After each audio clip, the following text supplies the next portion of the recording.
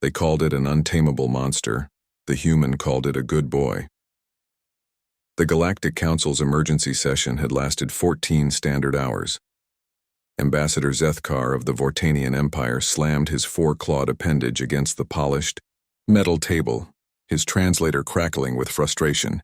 "The creature has decimated 3 mining colonies in the Kepler sector," he hissed, his reptilian features contorting. 17 different species have attempted containment. All have failed. The beast is beyond reason, beyond control, murmurs of agreement rippled through the assembled delegates. The holographic display at the center of the chamber showed grainy surveillance footage, a massive crystalline entity moving through space with impossible grace, its translucent body pulsing with bioluminescent patterns. Where it passed, space stations crumbled like ancient ruins, their metal hulls dissolving under waves of corrosive energy.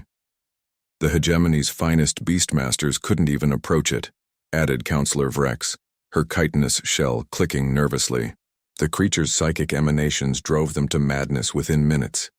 "We've lost 47 ships trying to establish communication protocols." Fleet Admiral Korvash, whose people had tamed the void whales of the Andromeda Spiral, shook his massive head. "Our neural link specialist couldn't penetrate its consciousness.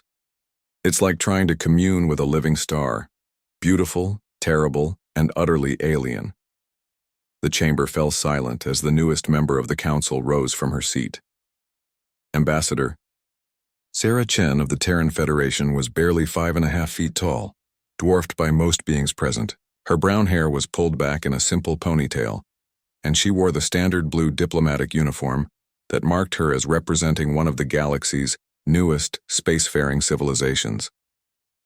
"If I may," she said, her voice carrying clearly through the translation matrices, "I'd like to volunteer humanity for this assignment." The silence stretched longer. Then Zethkar began what could generously be called laughter, a sound like grinding metal. "Human," he wheezed. "Your species has been in space for barely 2 centuries. You've never encountered anything more dangerous than Altarian space pirates.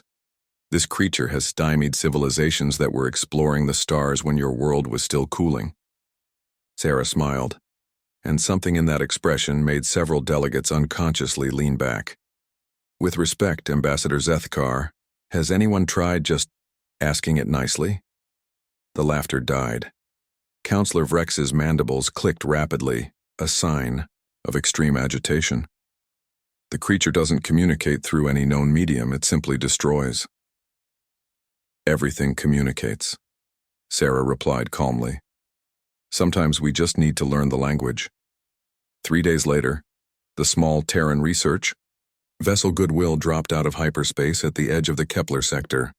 Aboard, Dr. Marcus Rodriguez checked his instruments nervously while Captain Lisa Park maintained their position at maximum sensor range.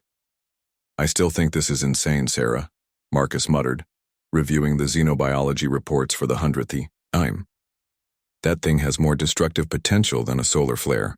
Sarah floated in the observation bubble, watching the distant sparkle that marked the creature's location.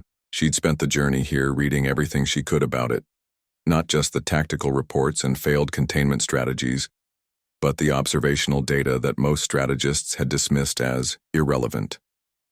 "Look at the pattern," she said, gesturing to the holographic display. "Every attack follows the same sequence. It approaches slowly, gives everyone plenty of time to see it coming. The destruction starts at the edges and works inward. It's herding people toward escape pods and evacuation routes." "You think it's protecting people?" Captain Park asked incredulously. "I think," Sarah said, pulling on her EVA suit, "it's lonely." The EVA lasted 6 hours. Sarah drifted through space with minimal propulsion, following the creature's projected path. She carried no weapons, no shields, no advanced technology, just herself, a basic translation computer, and a thermos of Earth coffee. When the creature finally noticed her, it stopped moving. Up close, it was even more magnificent than the recording suggested. Nearly 2 kilometers long, its crystalline body caught and refracted starlight into cascading rainbows.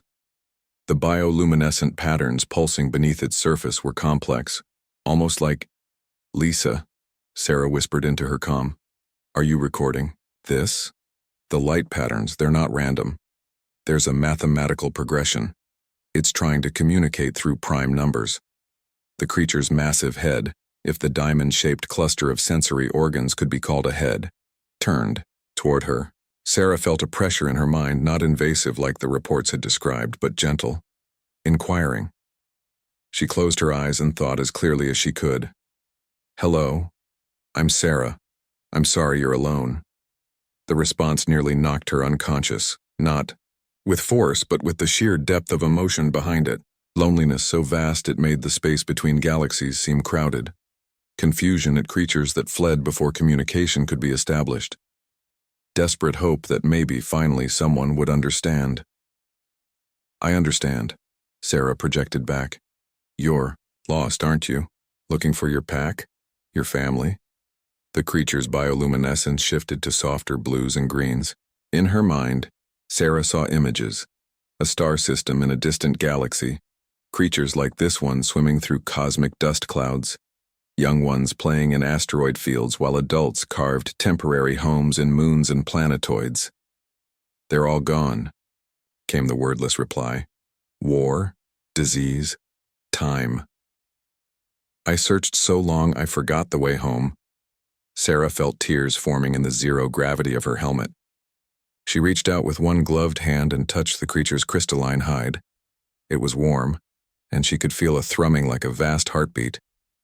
You don't have to be alone anymore, she told it. We have lots of empty space in our territory. No one to bother you, but friends nearby if you want company. Would you like that?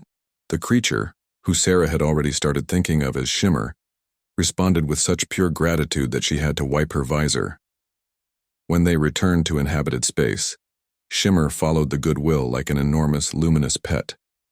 The mining colonies reported no more attacks.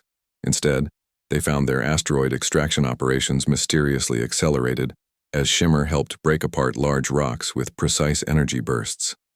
At the emergency council session, Zethkar stared at the peaceful scene on the display screens. How? He demanded. Every specialist, every expert, every strategy we tried failed. How did one human succeed where entire civilizations could not?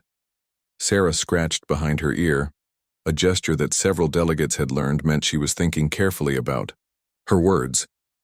Well, she said finally, you all tried to capture it, contain it, or drive it away. We just made friends. She paused, watching through the viewports as Shimmer played in the asteroid belt, its joy creating light shows that could be seen from 3 systems away. Besides, she added with that dangerous human smile, who's a good boy? Shimmer's a good boy, yes he is. The translation matrices couldn't convey the meaning of that last phrase to most species. But somehow, they all understood that humanity had just taught the galaxy something important about the difference between taming and befriending. And, in the cold depths of space, a creature that had been alone for millennia finally felt at home.